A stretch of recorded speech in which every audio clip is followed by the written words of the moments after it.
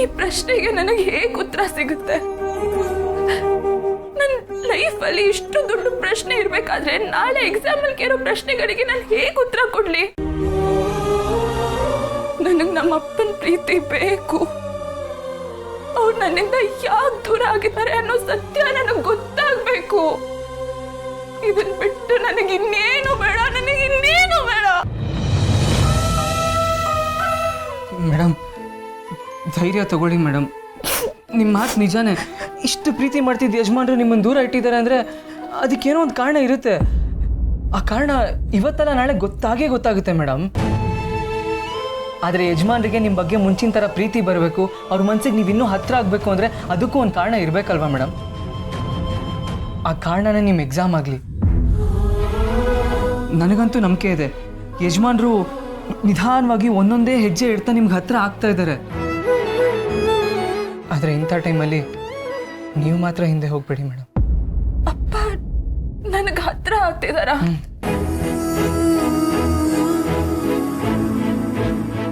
ಇದು ನಿನ್ ಭ್ರಮೆ ಅಷ್ಟೇ ಸುಬ್ಬು. ಇಲ್ಲ ಮೇಡಮ್, ನಿಜವಾಗ್ಲೂ ಇಲ್ಲ. ಯಜಮಾನ್ರು ನಿಮ್ಮಿಂದ ಏನಕ್ಕೆ ದೂರ ಆದರೂ ನನಗೆ ಗೊತ್ತಿಲ್ಲ. ಆದರೆ ನೆನ್ಪು ಮಾಡ್ಕೊಳ್ಳಿ, ಅವ್ರು ನಿಮಗೆ ಮೆಡಲ್ ಕೊಟ್ಟಿದ್ದಾರೆ, ಒಂದೇ ಕಾರಲ್ಲಿ ಒಟ್ಟಿಗೆ ಕರ್ಕೊಂಡ್ಬಂದಿದ್ದಾರೆ. ಅಷ್ಟೇ ಯಾಕೆ, ನಿಮ್ಮ ಪ್ರಾಣನೇ ಕಾಪಾಡಿದ್ದಾರೆ ಮೇಡಮ್ ಅವರು.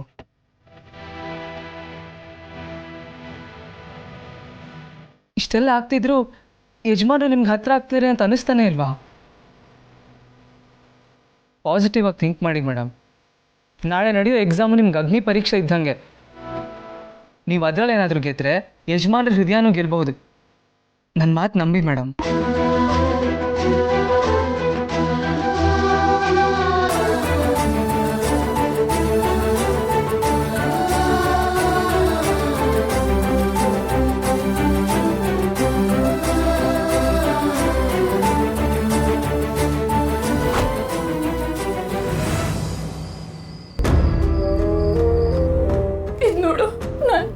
ಮಗು ಆಗಿದ್ದಾಗ ಇದು ನಮ್ಮಪ್ಪ ನನಗೋಸ್ಕರ ಪ್ರೀತಿಯಿಂದ ತಂದ್ಕೊಟ್ಟಿರೋದು. ಇದ್ರಲ್ಲಿ ಬರ್ತಿರೋ ಒಂದೊಂದು ಪದನು ನಮ್ಮಪ್ಪಗೆ ನನ್ನ ಮೇಲೆ ಎಷ್ಟು ಪ್ರೀತಿ ಇದೆ ಅಂತ ಹೇಳುತ್ತೆ.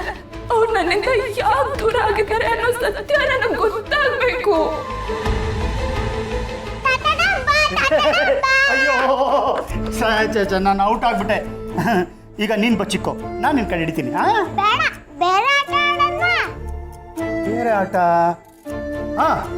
ಆನೆ ಸವಾರಿ ಆಟ ಆಡೋಣ? ಆನೆನ ಬೇಡಪ್ಪ, ನನಗೆ ಆನೆ ಅಂದ್ರೆ ಭಯ. ಟ್ರೈನ್ ಆಟ ಆಡೋಣ? ಟ್ರೈನ್ ಆಟನ? ಟ್ರೈನ್ ಆಟ ಆಡೋದಕ್ಕೆ ತುಂಬಾ ಜನ ಬೇಕಾಗುತ್ತಲ್ಲ. ಹಾಗಾದ್ರೆ ಕಾರ್ ಆಟ ಆಡೋಣ? Yes, come on.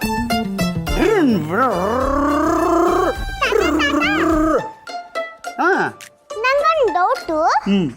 ನೀನು ಆಟ ತಾನೇ ಓಡಿಸೋದು, ನಿಂಗೆ ಕಾರ್ ಓಡಿಸಕ್ಕೆ ಎಲ್ಲಿ ಬರುತ್ತೆ? ನಿಮ್ ತಾತ ಒಂದ್ ಕಾಲದಲ್ಲಿ ಕಾರ್ ಓಡಿಸ್ತಾ ಇದ್ದಮ್ಮ.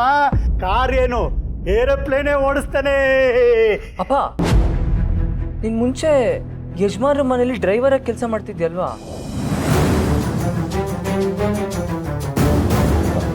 ಹೌದು ಮಗನೇ, ಯಾಕೆ ಇದನ್ನೆಲ್ಲ ಕೇಳ್ತಾ ಇದೆಯಾ? ಪುಟ, ತಾತ ನಾಳೆ ನಿನ್ನ ಜೊತೆ ಆಟ ಆಡ್ತಾರೆ, ಈಗ ಹೋಗಿ ಮಲ್ಕೊ. ನೀನಲ್ಲಿ ಕೆಲಸ ಮಾಡ್ತಿದ್ದೆ ಅಂದಮೇಲೆ ಯಜಮಾನ್ರ ಮನೆ ಬಗ್ಗೆ ನಿನ್ಗೆಲ್ಲ ವಿಷಯನೂ ಗೊತ್ತಿರಬೇಕು. ಶ್ರಾವಣಿ ಮೇಡಮ್ನ ಯಜಮಾನ್ರು ಏನಕ್ಕೆ ಅಷ್ಟೊಂದು ದ್ವೇಷ ಮಾಡ್ತಾರೆ?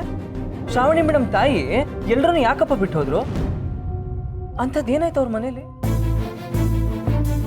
ಯಾಕೋ ಮನೆ, ಯಾಕೆ ಇದನ್ನೆಲ್ಲ ಕೇಳ್ತಾ ಇದೆಯಾ? ಏನಾಯ್ತು? ಯಾಕಂದ್ರೆ ಶ್ರಾವಣಿ ಮೇಡಮ್ ಇವತ್ತೊಂದಷ್ಟು ಹಳೆ ಲೆಟರ್ಸ್ ಎಲ್ಲ ತೋರಿಸಿದ್ರು. ಅದೆಲ್ಲ ಯಜಮಾನ್ರು ಅವ್ರ ಹೆಂಡತಿಗೆ ಬರ್ದಿರೋದು. ಹೆಂಡತಿನ ಮಗುನ ತುಂಬಾ ಪ್ರೀತಿ ಮಾಡಿ ಬರ್ದಿರೋ ಹಾಗಿದೆಯಪ್ಪ. ಅಷ್ಟೇ ಅಲ್ಲ, ಮಗುಗೋಸ್ಕರ ಗಿಫ್ಟ್ಗಳನ್ನೂ ಕೊಟ್ಟಿದ್ದಾರೆ. ಅಷ್ಟೊಂದು ಪ್ರೀತಿ ಮಾಡ್ತಿದ್ದವರು ಶ್ರಾವಣಿ ಮೇಡಮ್ನ ದ್ವೇಷ ಮಾಡಕ್ಕೆ ಯಾಕೆ ಶುರು ಮಾಡಿದ್ರು? ಹೆಂಡತಿ ನೆನಪುಗಳನ್ನ ಸಹಿಸ್ಕೊಳಕ್ಕಾಗ್ದಿರೋಷ್ಟು ಕಲ್ಮನ್ಸ್ ಮಾಡ್ಕೊಂಡ್ಬಿಟ್ಟಿದ್ದಾರೆ ಯಜಮಾನ್ರು. ಯಜಮಾನ್ರು ಎಂಥವ್ರು ಅಂತ ನನಗೆ ಚೆನ್ನಾಗಿ ಗೊತ್ತು. ಅಷ್ಟಾದ್ರೂ ಹೆಂಡತಿನ ಮಗುನ ಯಾಕೆ ಅಷ್ಟೊಂದು ದ್ವೇಷ ಮಾಡ್ತಿದ್ದಾರೆ ಹೇಳಪ್ಪ? ಅದೆಲ್ಲ ನನಗೆ ಹೇಗಪ್ಪ ಗೊತ್ತಾಗಬೇಕು? ನಾ ಮನೇಲಿ ಡ್ರೈವರ್ ಆಗಿದ್ದವನು ಅಷ್ಟೇ. ಅದು ಸ್ವಲ್ಪ ವರ್ಷ ಮಾತ್ರ. ನಿನ್ನ ಹಾಗೆ ಆ ಮನೆಯವ್ರಿಗೆ ಹತ್ರ ಆದವನಲ್ಲಪ್ಪ ನಾನು. ಡ್ರೈವರ್ ಅಂದಮೇಲೆ ಮನೆಯಿಂದ ಆಚೆ ಕಾರ್ ಹತ್ರ ಇರ್ತಾ ಇದ್ದೆ. ಎಲ್ಲಾದರೂ ಹೊರಗೆ ಹೋಗ್ಬೇಕಾದ್ರೆ ಡ್ರಾಪ್ ಮಾಡಿ ಬಂದ್ಬಿಡ್ತಾ ಇದ್ದೆ. ಅದನ್ನ ಮೀರಿ ಆ ಮನೆ ಬಗ್ಗೆ ನನಗೇನು ಅಷ್ಟು ಗೊತ್ತಿಲ್ಲಪ್ಪ. ಹಸುವಾಗ್ತಾ ಇದೆ, ಬಾ ಊಟ ಮಾಡೋಣ. ಪಾ ನೀನು ನನ್ನ ಹತ್ರ ಏನಾದರೂ ಹೇಳಿದ್ನಲ್ಲಪ್ಪ, ಇದು ಬಿಟ್ಟು ನನಗೆ ಬೇರೆ ಏನೂ ಗೊತ್ತಿಲ್ಲ. ಹಸುವಾಗ್ತಾ ಇದೆ ಕಣ, ಬಾ ಊಟ ಮಾಡೋಣ.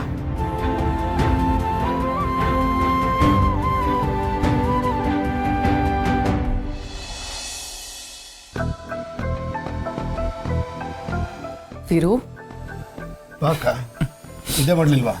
ಇಲ್ಲ ವೀರು, ನೀನು ಬಾ ಕೂತ್ಕೋ. ತಗೋ.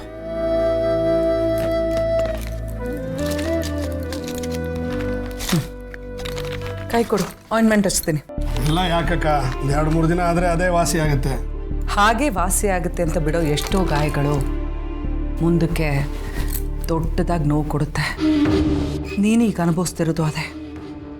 ಮರಿಬೇಕು ಅಂತ ಅಂದ್ಕೊಂಡಿರೋ ಎಷ್ಟೋ ವಿಷಯಗಳು ನಿನ್ನ ಕಣ್ಣು ಮುಂದೆ ನೆನಪಿನ ಪ್ರತಿರೂಪವಾಗಿ ಓಡಾಡ್ಕೊಂಡಿದೆ. ಅದು ನಿನಗೆ ಎಷ್ಟು ನೋವು ಕೊಡ್ತಿದೆ ಅಂತ ನನಗೆ ಗೊತ್ತಿದೆ. ಶ್ರಾವಣಿ ಮನೇಲಿ ನಿನ್ನ ಕಣ್ಮುಂದೆ ಓಡಾಡ್ಕೊಂಡಿರೋವರೆಗೂ ನೀನು ಮರಿಬೇಕು ಅಂತ ಅಂದ್ಕೊಂಡಿರೋದೆಲ್ಲ ನಿನಗೆ ನೆನಪಾಗ್ತಾನೆ ಇರುತ್ತೆ. ಅವಳು ಅದೇ ರೀತಿ ನಡ್ಕೋತಿದ್ದಾಳೆ. ಫಿರು, ನಿನಗೆ ಗೊತ್ತಿದೆ, ಚಿಕ್ಕ ವಯಸ್ಸಿಂದಾನು ನನಗೆ ಸ್ವಲ್ಪ ನೋವಾದರೂ ನನ್ನ ಕಣ್ಣಲ್ಲಿ ನೀರು ಬರುತ್ತೆ. ಅಂಥದ್ರಲ್ಲಿ ನೀನು ದಿನೇ ದಿನೇ ಈ ರೀತಿ ಕೊರಗೋದನ್ನ ನನ್ನಿಂದ ನೋಡೋಕ್ಕಾಗ್ತಿಲ್ಲ. ಏನು ಮಾಡೋಕ್ಕಾಗತ್ತಕ್ಕ, ಕೆಲವೊಮ್ಮೆ ಜೀವನ ಅನ್ನೋದು ಹಾಗೆ ಕಟ್ಟಾಕ್ಬಿಡುತ್ತೆ. ತ್ರಿಶಂಕು ಸ್ವರ್ಗದ ಥರ, ಬಿಡಕ್ಕೂ ಆಗಲ್ಲ, ಜೊತೆಗಿರಕ್ಕೂ ಆಗಲ್ಲ. ಹಾಗಂತ ಸುಮ್ಮನಿರಕ್ಕಾಗಲ್ವಲ್ಲ ವೀರು. ಇದಕ್ಕೆ ಏನಾದರೂ ಒಂದು ಪರಿಹಾರ ಹುಡುಕ್ಲೇಬೇಕು. ನಿನಗೆ ಆ ಪರಿಹಾರ ಸಿಕ್ಕಿದ್ರೇ ನಿನ್ನ ಮನಸ್ಸಿಗೆ ಸಮಾಧಾನ ಸಿಗೋದು. ವೀರು, ನಾಳೆ ಶ್ರಾವಣಿಗೆ ಎಕ್ಸಾಮ್ ಇದೆ. ಅವಳು ಪಾಸ್ ಆಗ್ತಾಳೋ ಇಲ್ವೋ ನನಗೆ ಗೊತ್ತಿಲ್ಲ. ಆದರೆ ಒಂದು ವೇಳೆ ಅವಳು ಏನಾದರೂ ಫೇಲ್ ಆದರೆ ಇದ್ದೇ ಇದೆಯಲ್ಲ, ಮದುವೆ ಮಾಡಿ ಕಳಿಸೋದು. ಅದು ನೀನು ಹುಡುಕಿದ ಹುಡುಗನ ಜೊತೆ ನೀನು ಹೇಳಿದ ಜಾಗದಲ್ಲಿ, ನೀನು ಇಟ್ಟಿದ್ದ ಮುಹೂರ್ತದಲ್ಲಿ. ಆಗ ನನ್ನ ಮನಸ್ಸಿಗೆ ಸ್ವಲ್ಪ ಸಮಾಧಾನ ಆಗುತ್ತೋ ಏನೋ. ಅದೇ ನೀನು ಹೇಳಿದ ಪರಿಹಾರನೂ ಇರ್ಬೋದು. ಆದರೆ ಆದರೆ ಏನು ವೀರು? ಅವಳು ಪಾಸ್ ಆದರೆ ನಾನು ಮುಂದಕ್ಕೆ ಓದಿಸ್ತೇನೆ. ಅದು ಅವಳಿಗೆ ಓದೋ ಆಸೆ ಇದ್ದು ಮುಂದೆ ಓದಬೇಕು ಅನ್ನೋ ಬಯಕೆ ಆದರೆ ಎಷ್ಟು ಬೇಕಾದರೂ ಓದಲಿ. ಏನಾಯ್ತಕ್ಕ? ಏನಿಲ್ಲ ವೀರು, ನೀನು ಹಾಲು ಕುಡಿದು ಚೆನ್ನಾಗಿ ರೆಸ್ಟ್ ಮಾಡು. ನಿನಗಾಗಿರೋ ಗಾಯ ಆದಷ್ಟು ಬೇಗ ವಾಸಿ ಆಗಲಿ. ಅದನ್ನು ಕೆದಕಿ ದೊಡ್ಡದು ಮಾಡೋದು ಬೇಡ. ಅದು ವಾಸಿ ಆಗೋ ಹಾಗೆ ನಾನು ನೋಡ್ಕೋತೀನಿ. Good night. ನಡಕ.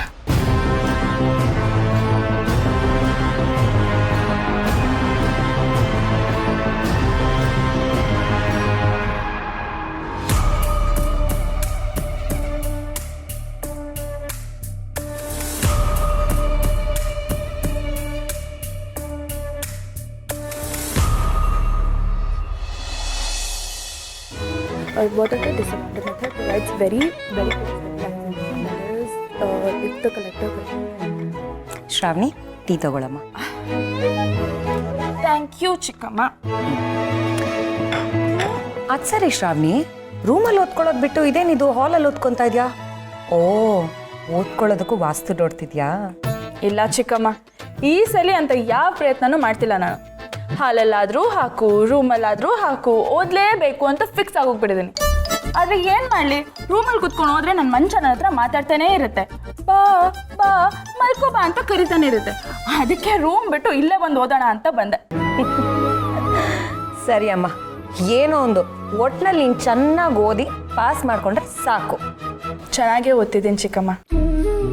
ನಾಳೆ ನಡೆಯೋ ಎಕ್ಸಾಮ್ ಬೇರೆ ಎಲ್ಲ ಸ್ಟೂಡೆಂಟ್ಸ್ಗೂ ಭವಿಷ್ಯ ಕೊಡುತ್ತೆ. ಆದರೆ ನನಗೆ ನಮ್ಮಪ್ಪನ ಪ್ರೀತಿ ಕೊಡುತ್ತೆ. ಈ ಎಕ್ಸಾಮು ನನ್ನ ಪಾಲಿಗೆ ಒಂಥರ ಜೀವ ಕೊಡ್ತಿರೋ ಸಂಜೀವ್ನಿ. ಈ ಸಲ ಎಕ್ಸಾಮ್ ಚೆನ್ನಾಗಿ ಬರಿತೀನಿ, ಎಕ್ಸಾಮ್ ಪಾಸ್ ಆಗೇ ಆಗ್ತೀನಿ. ಹಬ್ಬ ಶ್ರಾವಣಿ, ನೀನು ಇಷ್ಟು ಕಾನ್ಫಿಡೆಂಟಾಗಿ ಮಾತಾಡಿದ್ದು ನಾನು ಯಾವತ್ತೂ ನೋಡೇ ಇಲ್ಲ. I am so proud of you. Very good. ತುಂಬ ಚೆನ್ನಾಗಿ ನೀನು ಓದ್ಕೊತೀಯ, ಪಾಸ್ ಮಾಡ್ಕೊತೀಯ. ಹಾಗೆ ನಿನ್ಗೆ ಅಕಸ್ಮಾತ್ ಏನಾದರೂ ನಿದ್ದೆ ಬರೋವಾಗ ಅನಿಸ್ತು ಅಂದರೆ ಕ್ಲಾಸ್ಗಳು ಟೀ ಇಟ್ಟಿದ್ದೀನಿ, ಕುಡಿ. ಗುಡ್ ನೈಟ್ ಮಾ. Good night.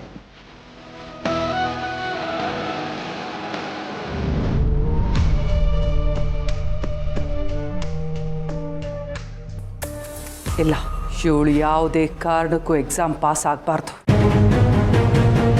ಇವಳು ಬರೀತಿರೋ ಎಕ್ಸಾಮು ಇವಳಿಗೆ ಮಾತ್ರ ಅಗ್ನಿ ಪರೀಕ್ಷೆ ಅಲ್ಲ, ನನ್ನ ಪಾಲಿಗೂ ಅದು ಅಗ್ನಿ ಪರೀಕ್ಷೆನೇ. ಇವಳೇನಾದರೂ ಪಾಸ್ ಆದರೆ ಇವಳನ್ನ ಮತ್ತೆ ಕಟ್ ಹಾಕೋದು ತುಂಬ ಕಷ್ಟ.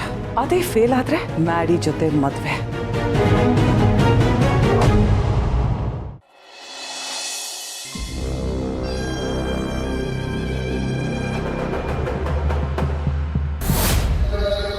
ನಿನಗೂ ಶ್ರಾವಣಿಗೂ ಮದುವೆ ಮಾಡಬೇಕು ಅಂತ ನಾನು ಪ್ರಯತ್ನ ಪಟ್ಟರೆ, ಆದರೆ ನಿನಗೆ ಆಸಕ್ತಿ ಇಲ್ಲ ಅಂದರೆ ನಾನು ಆ ಪ್ರಯತ್ನನೇ ಬಿಟ್ಬಿಡ್ತೀನಿ ಮಾಡಿ.